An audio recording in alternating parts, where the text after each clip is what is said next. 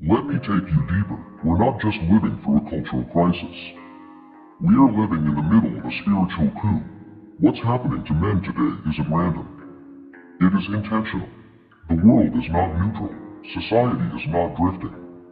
There is an agenda, and at its core, it is this: to destroy the man.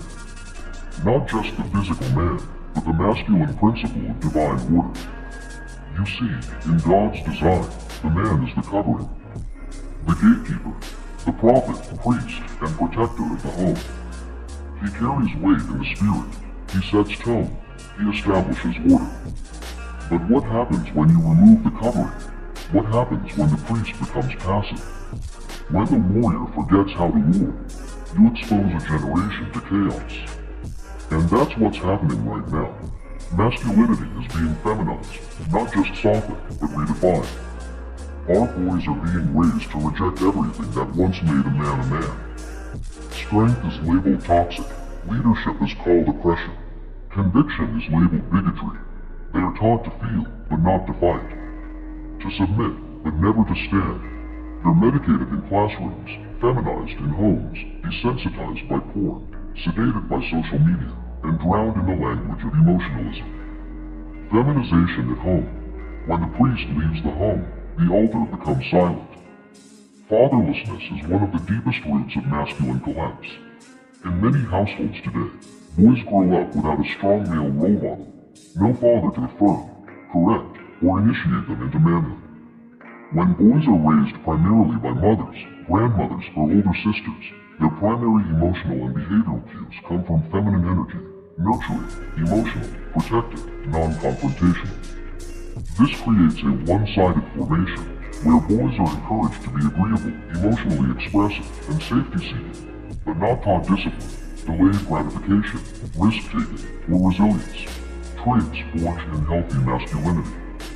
Over time, they become over-domesticated, present, polite, passive, but spiritually underdeveloped and uninitiated into their identity as men. A boy learns to be a man from another man.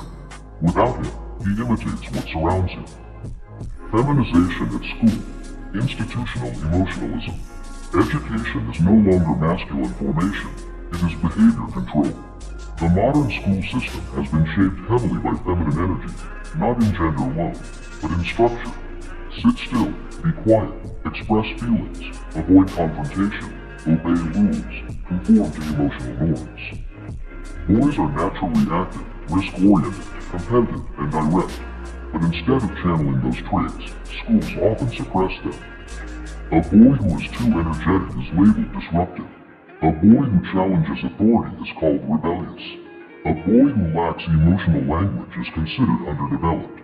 Schools prioritize emotional intelligence, safety, and inclusivity, all good things, but when elevated above strength, logic, order, and vision, they lead to imbalance. Over time, boys are trained to play it safe, follow consensus, and avoid taking space. Boys don't fail school because they lack intelligence. They fail because they don't fit the system's emotional mold. Feminization by social media, the digital mother.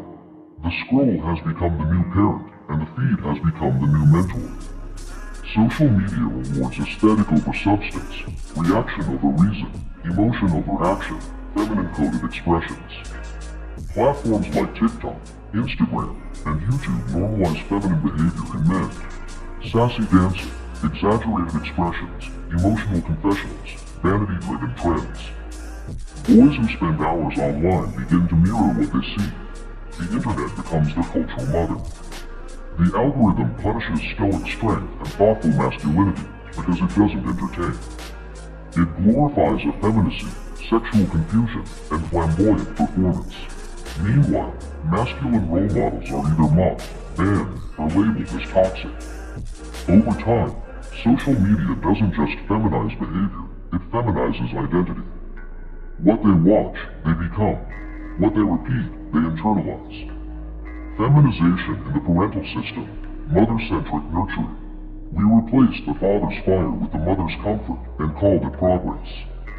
In modern parenting, discipline has been replaced by sensitivity, risk by safety, authority by approval. Society increasingly demonizes masculine leadership in the home, calling it authoritarian, patriarchal, outdated. As a result, parents are encouraged to raise emotionally intelligent boys who are gentle, agreeable, and emotionally transparent, but not trained in courage, responsibility, or moral conviction. Many boys grow up over-nurtured but under-challenged. They are praised for being kind but never pushed to become brave. Because fathers have either abdicated or been silenced, the parenting style leans overwhelmingly maternal, rewarding compliance and avoiding confrontation. Feminine parenting raises sons to please. Masculine parenting raises sons to lead. The result? A generation of men who avoid conflict instead of confronting it. Suppress truth to maintain peace, fear, responsibility, preferring comfort. Confuse love with approval, seek validation instead of vision. Have no spiritual spine because they were never forged in one. They wear beards, but inside they are boys. This isn't just cultural, it's demonic strategy. The spirit of Jezebel works by displacing the male authority, silencing the voice of truth, and seducing a generation into spiritual passivity. She doesn't just kill men, she unmans them. By removing fathers, manipulating media, feminizing education, and sedating young men with emotional culture, she creates a generation easy to control, easy to weaken, and easy to spiritually devour. The goal? To raise a man whose body looks strong, but whose soul has been stripped of all authority. A man who is alive, but not dangerous, present, but not prophetic. Busy, but not called, because here's the truth most won't say. A man without divine direction becomes a slave to culture, and this culture is ruled by a spirit, not just ideology, but spirit. The same spirit the Bible names Jezebel, seductive, manipulative, anti-authority, anti-truth, anti-masculine. Jezebel isn't just sexual, she is spiritual warfare embodied. Her goal has always been the same, kill the voice of the prophet. Disarm the warrior, replace divine order with counterfeit emotion. And she has crept into our homes, our education systems, our entertainment, even our churches. And she has been shaping a generation of men in her image. And no one is calling it out. We normalize sin. We glorify femininity. We call lust freedom. But the deeper tragedy, most men don't even know they're under attack. The rise of feminine values, emotionalism, safety, tolerance, approval, is not evil in itself. But when they become the primary measuring stick for a man's worth, masculinity gets rewritten, repackaged, and removed. And we wonder why men no longer lead, why they no longer protect, why they no longer build legacies. It's because they've been unmade from the inside out. And here's the scary part. The feminized man doesn't just disappear. He becomes a gateway for deeper darkness. A passive man becomes a silent man. A silent man becomes a numb man. A numb man becomes a broken leader. And where there is no true man, chaos reigns, families collapse. Truth erodes. Children wonder. Why? Because divine order requires divine masculinity. And if you don't step into it, the enemy will. So what do? We return. Return to the book. Return to the altar.